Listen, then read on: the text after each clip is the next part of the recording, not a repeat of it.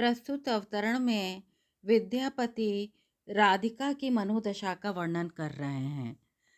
राधिका रानी को छोड़ करके कृष्ण मथुरा की ओर चले गए हैं और मथुरा गमन के पश्चात उनके वियोग जनित दुख को राधा जी अपनी सखी से अभिव्यक्त कर रही हैं कि उन्होंने कृष्ण को मथुरा न जाने के लिए लाखों प्रयत्न किए, किंतु कृष्ण को रोकने में वो सफल नहीं हो सकी। कृष्ण उन्हें छोड़कर चले गए हैं। कृष्ण के वियोग में विलाप करती हुई राधा अपनी सखी से अपने मन के दुख को, अपने मन के उद्गारों को अभिव्यक्त कर रही हैं। मधुपुर मोहन गेल रे, मोरा विहरत छाती, गोपी सकल बिसरली रे, जलछल अहि बाती, सूतल छलहु अपन गह रे, करसों छुटल परस मनि रे, कौन गेल अपनाई। यहाँ पर वो राधा रानी अपनी सखी से कहती हैं, मधुपुर माने मथुरा, मोहन गेल रे, कृष्ण जी मथुरा चले गए हैं, मोरा विहरत छाती, और मेरी छाती उनके जाने के दुख से फटी जा रही है, मुझे अत्यधिक पीड़ा हो रही है।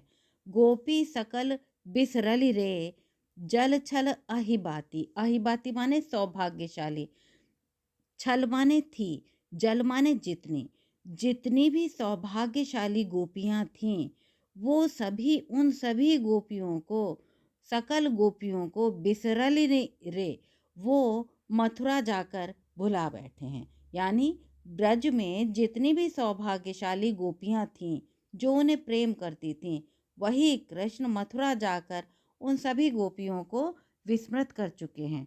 सूतल छलहु अपन गहरे, सोते हुए मैंने सपने में एक दुस्वप्न देखा कि मैं अपनों के द्वारा ही छली जा रही हूँ, और करसों छुटल परसमणि रे, मेरे हाथ से मेरी पारसमणि छूट गई है। यानी पारसमणि कौन? श्री कृष्ण।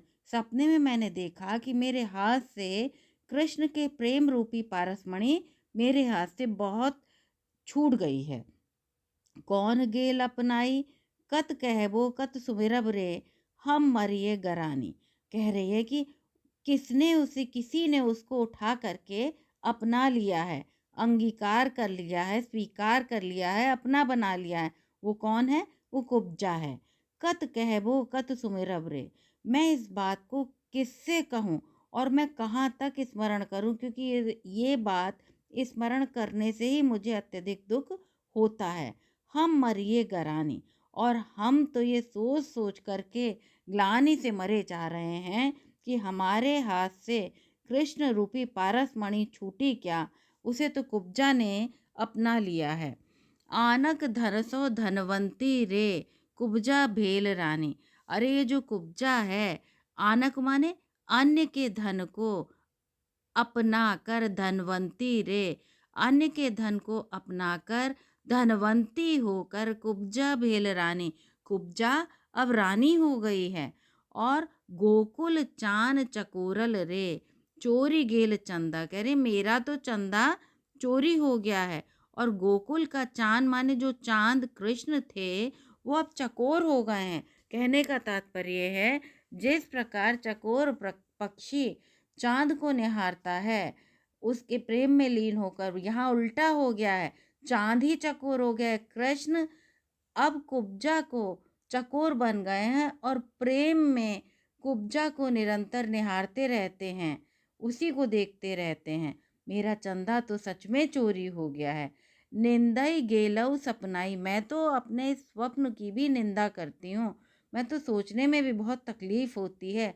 बिछुड़ चलली दुह जोड़ी रे, हमारी और उनकी, कृष्ण की जोड़ी बिछुड़ गई है। जीव दद गेल धंधा, मुझे जीव माने अपने जीवित रहने पर भी अब संदेह हो रहा है।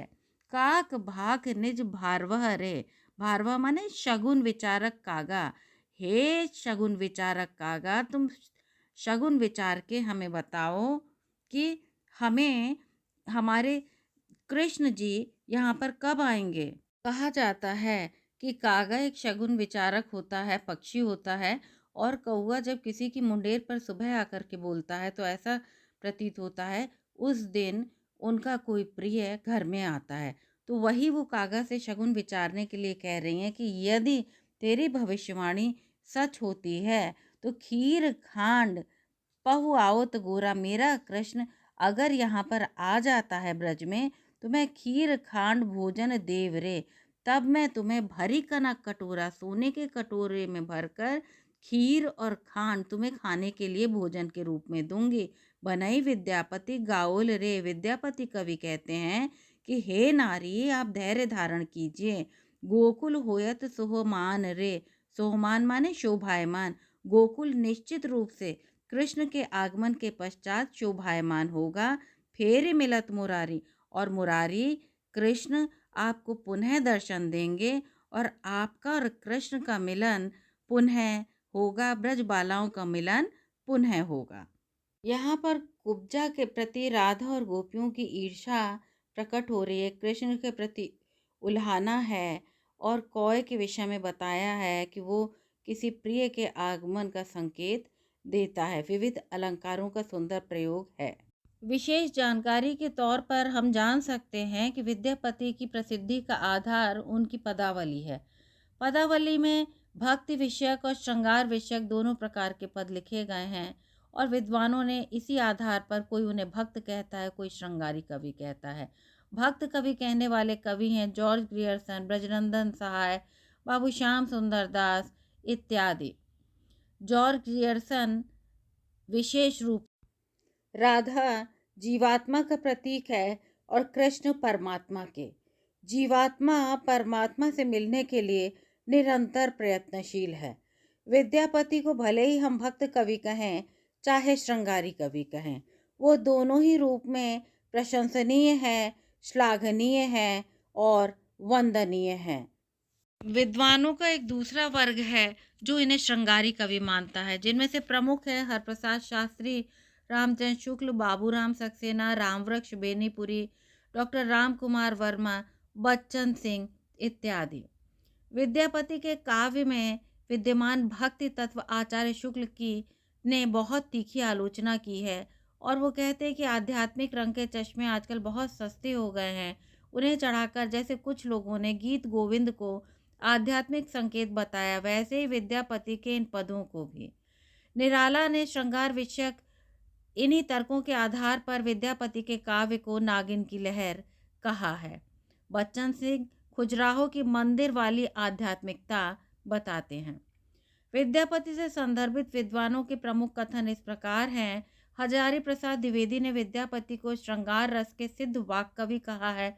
निराला ने पदावली के श्रृंगारिक पदों को नागिन की लहर कहा है, और अन्य प्रशंसकों ने उन्हें अभिनव जयदेव, कवि शेखर, कवि कंठहार, नवकवि शेखर, नवल माने नवीन, दशावतार, पंचानन, आम के, मैथिल कोकिल, मुकुल आदि कहकर माने पल्लवित पुष्पित होना, मधुमातल, नव कोकिल कुल गाय, अर्थात नवल आम के, आम्र मंजरी अर्थात पुष्पों की मंजरी का रसपान करके भ्रमरावली भौरे मातल माने मदमस्त हो गए हैं। नव मधुमातल नव कोकिल कुल गाय, और कोकिल शावकों का समूह नव्य गीतों के द्वारा आम के बगीचों को गुंजायमान किए हुए है, अर्थात उधर भ्रमर रसपान कर रहे हैं और इधर कोकिलों का जो समूह है, यानी कोयलों का जो समूह है, वो भी आम के बाग में बैठ करके मधुर वाणी में गुंजार कर रही हैं। नव युवतीगण चित उमता आई, नव रस कानन धाय, नव युवतियों का झुंड उन्मत्त हो गया है, युवतियों का मन प्रेमाधिक्य से विह्वल हो गया है। वे लोग प्रेम रस की खोज में, रति रस की खोज में कुंजों बागों की ओर त्वरित मन से भाग रहे हैं। उनका मन वहां जाने की इच्छा कर रहा है बागों में। नवरस कानन धाय, नवीन रस देखिए नवयुग के लिए ही नवरस कानन में, यानी नवीन